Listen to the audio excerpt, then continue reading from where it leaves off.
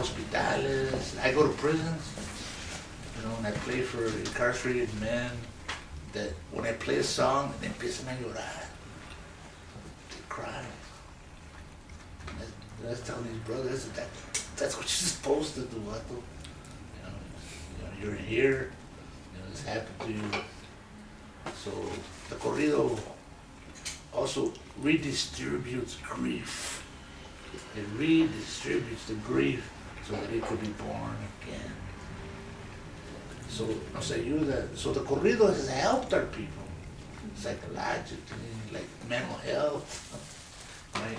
Yes, nomás the last 5 years, I would say, they've been looking at the corrido as therapy, como terapia, en hospitales, en prisiones, you know, donde cantas para que te salga algo, right? I know if I sing one song, you know, everybody has a song that makes you cry. No importa dónde estás. No chilles, nada más acuérdate. So, anyways, I was going to do the corrido about Villa to show you how, you know, as you know, Villa gets done in by his own people. He dies in the streets of Chihuahua. And, you know, they never caught him, you know, Persia never caught Villa. But they didn't win the war. They weren't able to solidify it. And so when he dies, you know, when he's dying, they asked him, what are we going to do now, my general? You know, ¿qué vamos a hacer ahora? And in his dying breath, he tells him, just write a corrido at them. throw it at them, you know, like, tírales un corrido a los norteamericanos, right? And that's the cultural war, see? That's the beginning of the cultural war, which we don't study too much, the cultural war. And so Villa, and I'm saying that these ideas are old ideas, we haven't been studying them until, you know, last 10 years, I would say. So I just el corrido de Villa. I'm also using a German harmonica. Los alemanes, fíjate, los alemanes de Monterrey. Like los alemanes que vinieron a Monterrey, the Guggenheim, right? Esos rich industrialists que vinieron, trajeron su música con ellos, no nomás el acordeón, but these little harmonicas. And to show you how long the Germans have been in Monterrey, my father had an old little harmonica, one note, real cheap. You could tell it was like, lo compraron por 20 pesos, you know, real cheap. And it was called El Centenario, for the anniversary of the 1910 revolution. The Germans, the Hohner company, this label, Hohner, you know, they were already making songs, little harmonicas, in 1910. So the Germans de Monterrey influenciaron mucho los Tex-Mex guys. But the harmonica didn't go down to Mexico, it came up. And you know, I didn't know that until I went to graduate school. My wife's mother is German. And my wife always wants to know, whenever she hears Mexican music and then we hear the German bands, is there any connection then in the types of rhythms that are common? I was telling you, the Germans brought that rhythm kind of. It's a little faster, but it was you know, musicologists say, but it was actually the godfather of the corrido is the Romance de España. How many of you are more familiar with Spanish music? La España, no? Se llamaban romances, you know? They came with the Spaniards, but it was the Mexican Revolution of 1848, the Liberación in 1821. But the Mexican Revolution, it gave the corrido its Mexican formation. Ya no era romance, ya no era de king, ya era de revolucionarios, violentos, de caballos, de historia. And so the emigrante took that and made it into his little corrido migrating to Iowa, where he ran into Germans in Iowa. Órale. So this is a little quick version of the corrido, but like I said, your professors and some of you have got, I left the CD, so it's around and it's being recorded.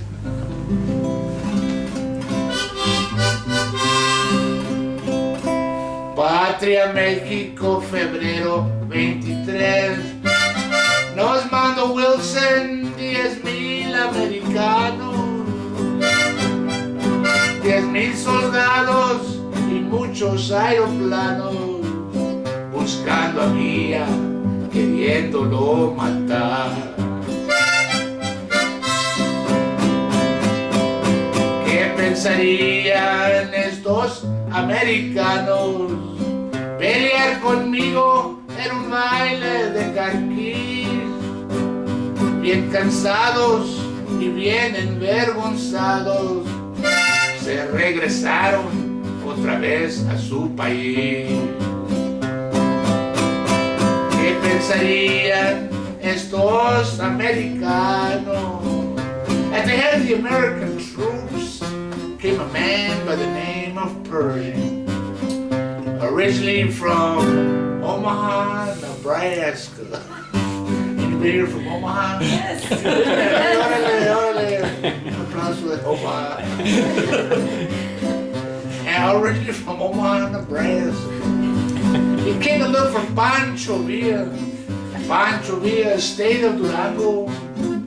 Not even a 4th grade education. Pero bien trucha el cabrón. One time he told his men, take the shoes off your horses and put them on backwards. So when Villa went south, it was Persian, and he went north. 10,000 soldados cruzaron la frontera, pidiendo sándwiches, los Twinkies y el jamón. Nuestros padres les dieron en la y que viva la revolución. Well, Pershing was recalled. General Blackjack Pershing, a graduate of one of the highest military academies of the United States, West Point, a military genius. At the head of these troops came hundreds of black soldiers. One of them was a second lieutenant by the name of Williamson. And the corrido said that when before Pershing left the city of El Paso, Texas, before he left the city of El Paso, Texas, Villa took an airplane, and it was his airplane. He had bought it. He took that airplane and he went to say goodbye to Pershing. Pancho Villa ahora es dueño de aeroplano, y desde arriba a Pershing le dijo, como Villa no hablaba bien good English, Pancho Villa le gritó en español. ¡Viva la revolución!, le dijo, gringo desgraciado, hijo de tu...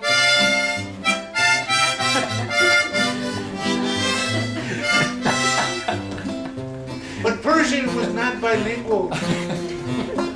Pershing was not bicultural. Pershing was always by himself. Don't you be by yourself. Get involved, cross over into different cultures. He was always by himself. And so he turned to that black soldier, Williamson. And he asked the Williamson, what the hell did that Mexican say? Hijo de tu... I'm not sure, sir. But I think it was something about your mama.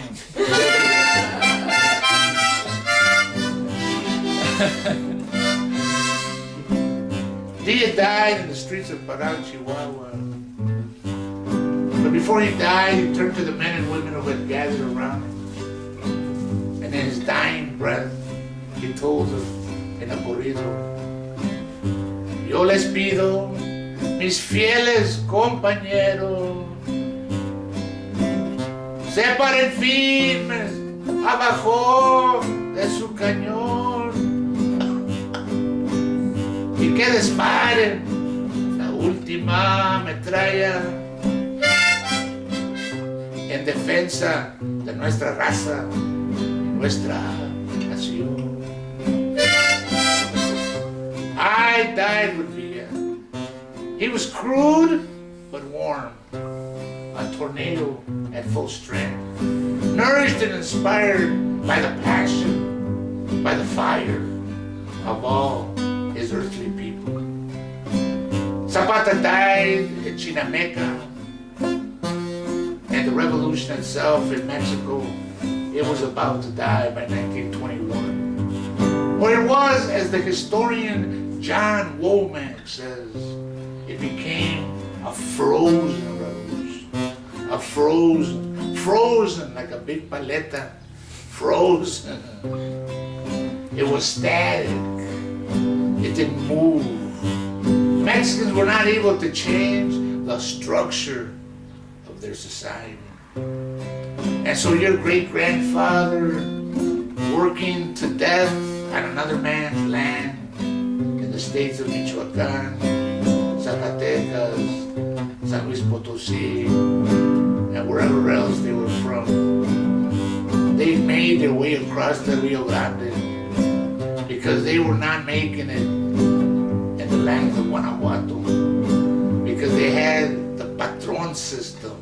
As the corrido said, se me reventó el barzón y sigue la yunta andando. Estas tierras del patrón las siembro con un huipando. Cuando llego a media tierra, vino el rico y la partió, todo mi más se llevó y pa' comer me dejó. Te presento que la cuenta, aquí debes 20 pesos, de la renta de unos güeyes, 5 pesos de maguey, otra peso en conjunta, 5 pesos de una estuna, otro peso un pantalón, 5 pesos un calzón, otro peso no sé de qué, además de 20 de algo, que le debes a la cena, ahora ponte a trabajar. Uf, este pelado ni calzones me dejó. Yo le dije a mi amada, I told my loved one, my wife, I said, oye vieja, she said, ¿qué viejo? No tú viejo, no tú vieja. Oye viejo, ya vámonos aquí, mejor vámonos allá, al United States, vamos allá, allá hay mucho dinero, allá está la vida buena, en ese lugar que se llama Des Moines. Allá, porque aquí, no hombre, las gallinas de arriba siempre se cagan a las de abajo. Here in Mexico, the chickens on top, they always crap on the chickens on the bottom. So I said, honey, let's wait. So, tú ve primero, ¿eh? And so he left with thousands of Mexican workers. They came to places like Ciudad Juárez. Ay, mis queridos paisanos, aquí ya no hay revolución. Allá está la vida buena. Allá hay mucho dinero en ese pueblo de Des Moines. But first, Mexican workers stayed in Texas.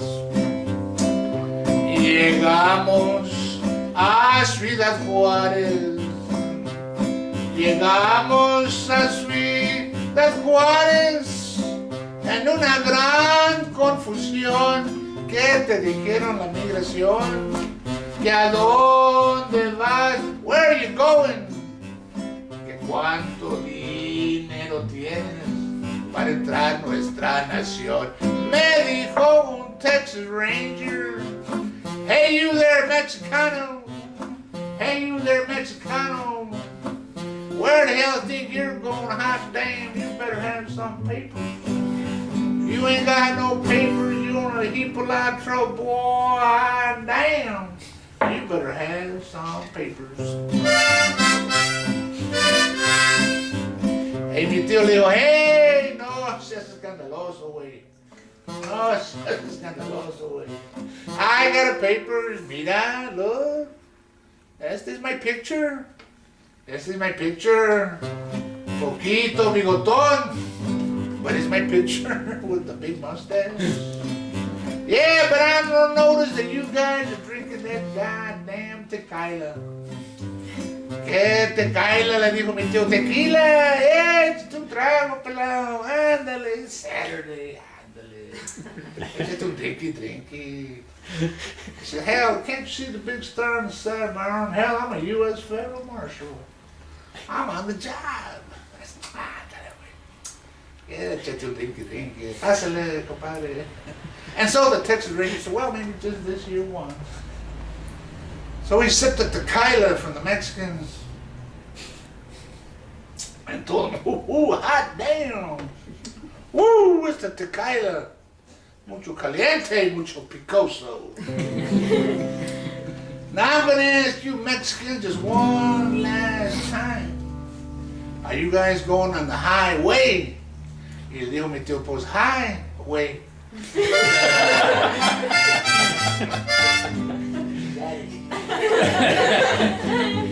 Highway, no, highway. Claro que me voy en el highway. I'm going on highway 35 north. Me lleva hasta Greeley. De allá a Dallas a pescar el betabel. Luego de allá a Minnesota a pescar el betabel y luego cruzamos hasta este pueblo que se llama El Demonio. Eso no es Des Moines, tío.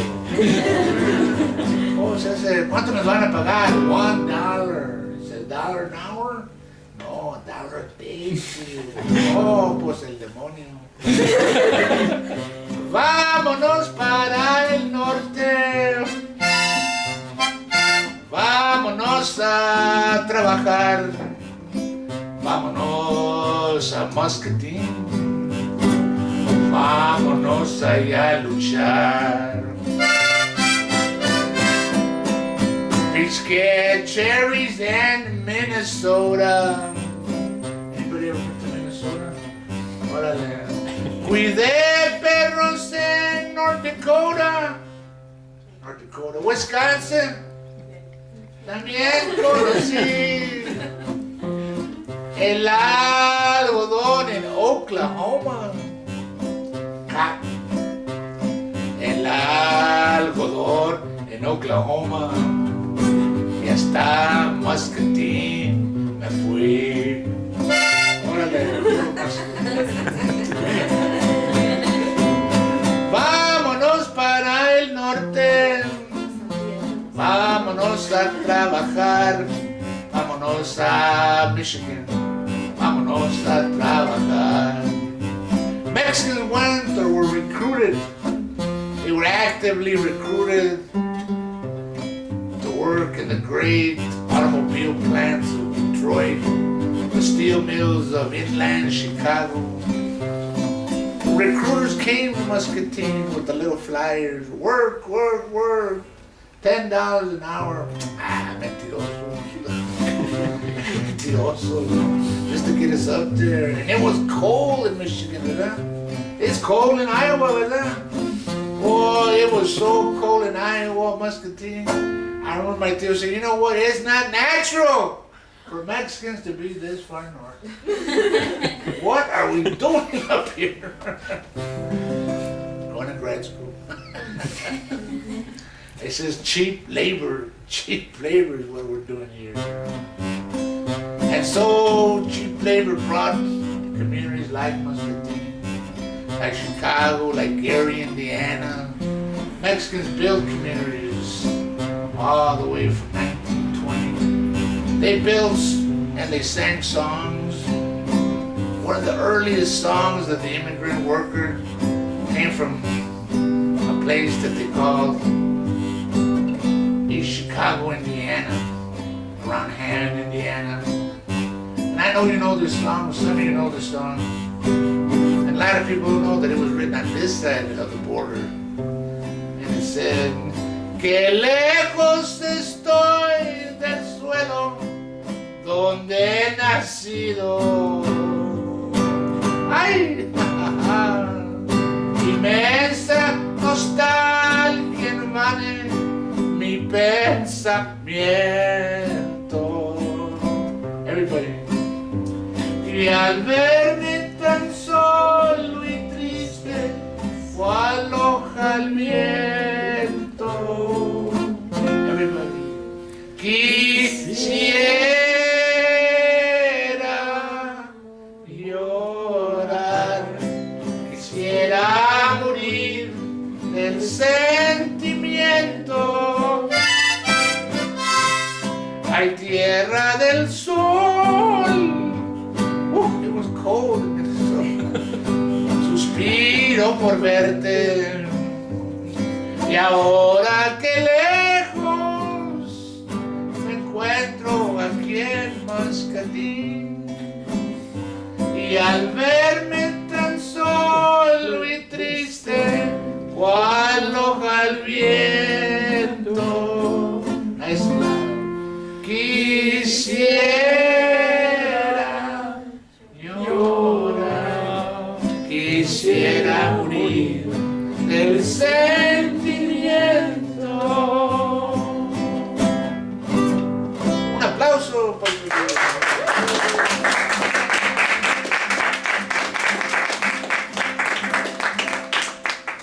So that's the second corrido that you guys have to learn, the one of Villa.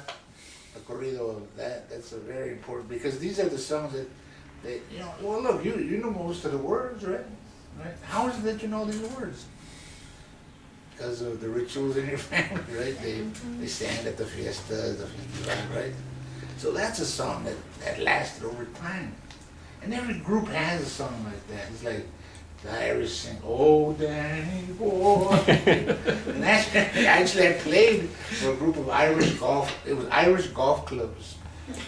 And they said, "Do you know that one?" I said, "No, but I know this one." She said, "Hey, that sounds just like Danny Boy." Ay, lejos. And they were all singing, "Oh, tierra del sol." The Irish guys were crying. So see, people have these immigrant lament songs. Remind them of the homeland. When that guy says, "Ay, tierra del sol," you could tell that the guy's not in Mexico. He's somewhere up here north. And so that's one example of this next series of corridos, and I'm only going to do a few more, have to do with that period where, you know, your fathers come, they look for work, they find work, and then their kids grow up and they go to schools. Okay, I'm missing the course. There's songs about the soldiers, you know, like what's close to here. And last night there were people here from the Hero Street, you know, from Silvers. Habían señores que vinieron ayer, el señor Sierra y, you know, que los soldados que tienen allá in Silvers, the Hero Street guys, and that's important, you know. And I did songs about them. Then the most interesting song I was explaining to them is that when the Mexican guys went to fight over there, and you know, you'll see that they didn't have the jolliest of times. If you were a black soldier or a Mexicano in the army, pues, you know, they treated you, segregated you, and everything, you know. It's only these like the Muskegon hair guys are coming back, and a lot of them are telling the stories of the veterans, you know, of how they sufrieron in the army. But it was interesting that in one corrido, the guy says like this, he says,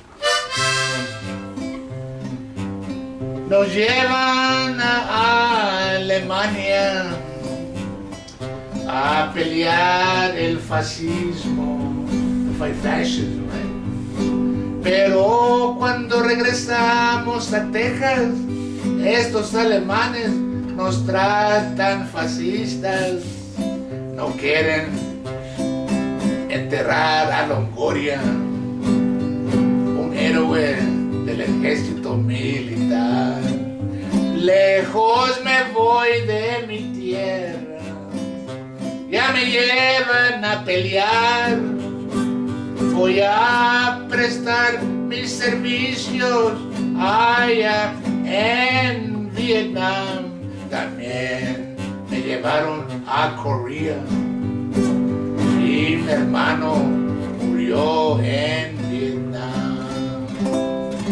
So, canciones de los soldiers, you know. I guess the best movie you could ever see is that movie called Giant with Rock Hudson. Rock Hudson and who's the woman from Black Beauty? Liz Taylor, right?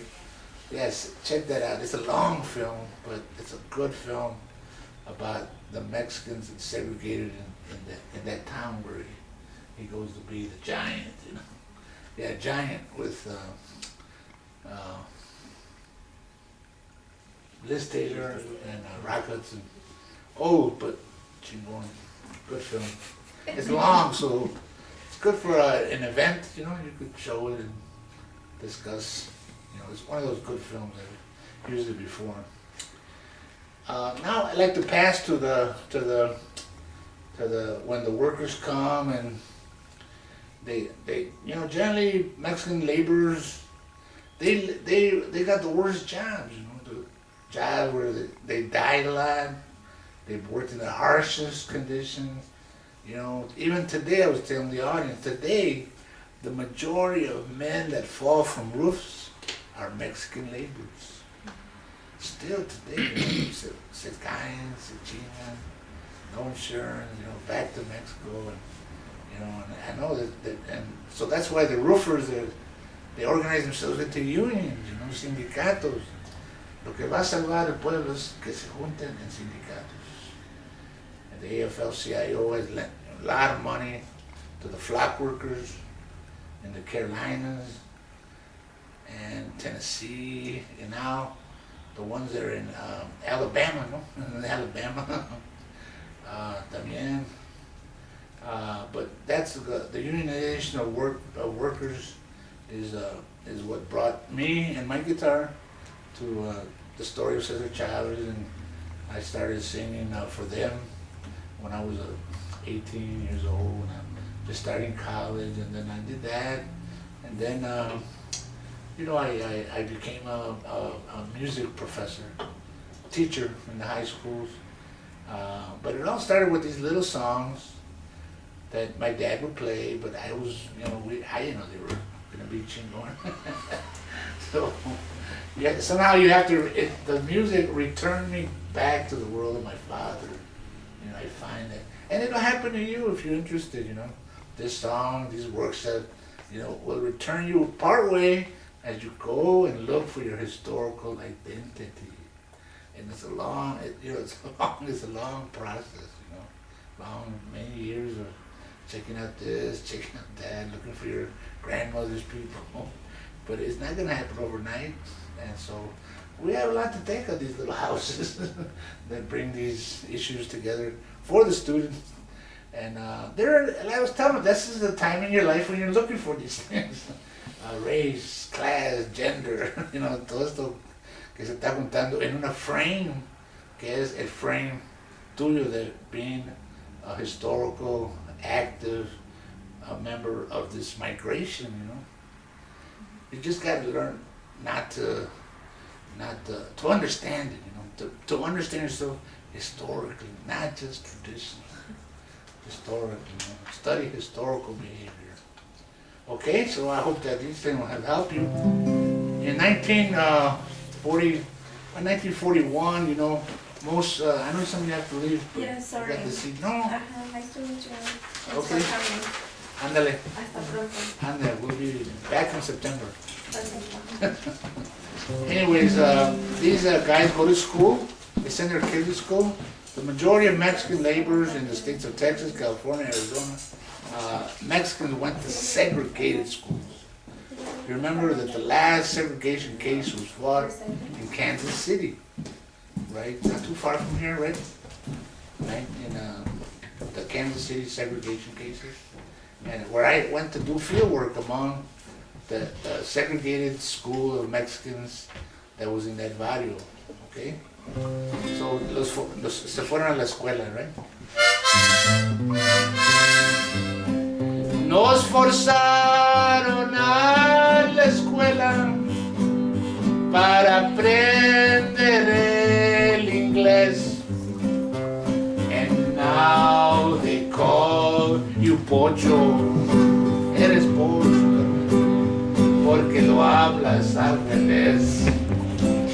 Well, we didn't learn English well. We didn't learn Spanish well. All the teachers in West Liberty, they all changed their names in 1944. If your name was Felipe, they called you Phil. Humberto, Bert. Lorenzo, Larry. Domingo, Sunday. I had a primo, his name was Domingo Nieves. They called him Ice Cream Sunday.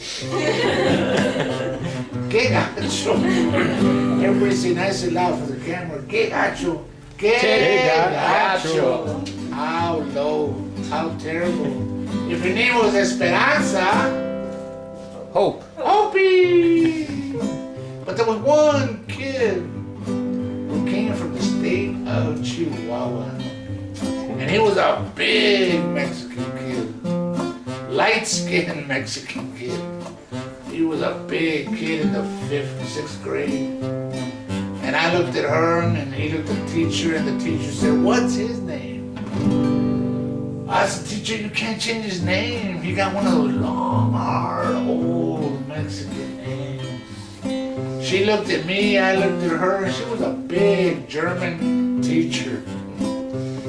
And she took out the ruler because she always would hit us in the playground if she saw us speaking Spanish.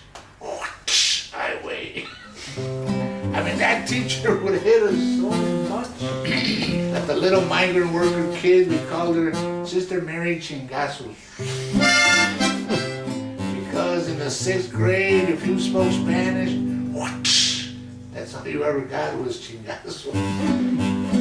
Well, I looked at my primo and she said, "What's his name?" I said, "Teacher, you can't change his name.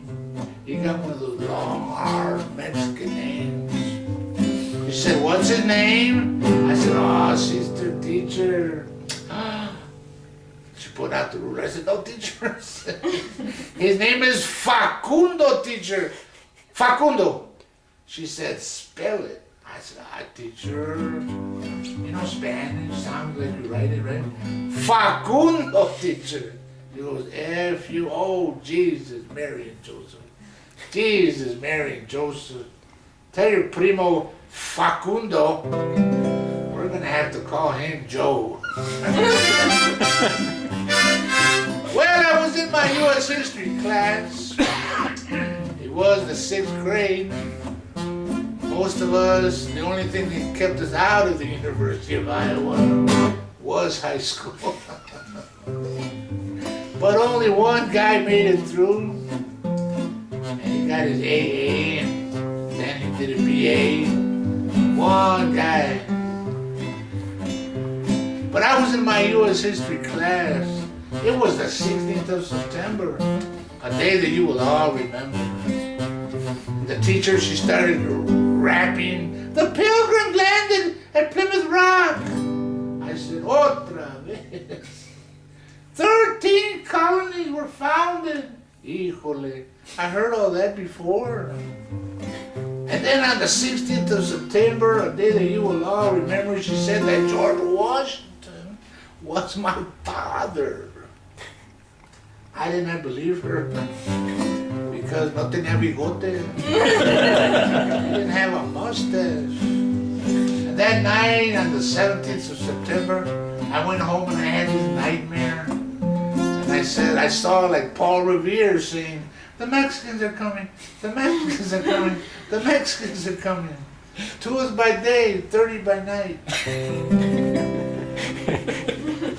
And that next morning on the 18th of September, I went back to class. She started rapping. George Washington was my father. I did not believe her. And so I raised my mano. boasting with my father, then why wasn't he Chicano? All right, everybody, clap your hands. Chicano, yo soy Chicano, and I'm proud, and I know I can do it in my own good way. And all across the USA, from Des Moines to LA, Chicano, soy Chicano, right on, because por mi madre yo soy mexicano. Un aplauso para nuestras mamás. For our dear mothers, who may not be with us. Por mi madre yo soy mexicano. Y por destino yo soy americano. Yo soy de la raza de oro. Yo soy México-americano. Y como decía Tiburcio Vázquez, vámonos a pelear en la guerra. Un grito. Que la tierra es de nosotros, como hermanos y hermanas, por nuestros hijos. That's you guys. Por nuestros hijos lucharemos. Uy.